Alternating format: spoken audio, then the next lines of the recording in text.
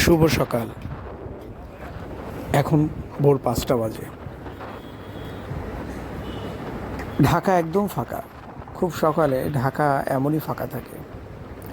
মুক্ত বাতাস, মানে একদম পিওর একটা অক্সিজেন। চমৎকার একটা অনুভূতি। একটু পরেই দিন যত বাড়বে, ঢাকার রাস্তায় ধুলাবালি বাড়বে, গাড়ির চাপ বাড়বে, ট্রাফিক জ্যাম বাড়বে। আমরা খুব কম মানুষ আছি যারা ঢাকার এই রূপটা আমরা দেখতে পাই। আমরা ঢাকা বলতে বুঝি যে একটা জ্যামের শহর, ধুলাবালির শহর। কিন্তু ঢাকার এই মানে এই রূপটা যদি দেখতে চান বা এই ফিলটা যদি নিতে চান, তাহলে খুব ভোরেই বের হতে হবে।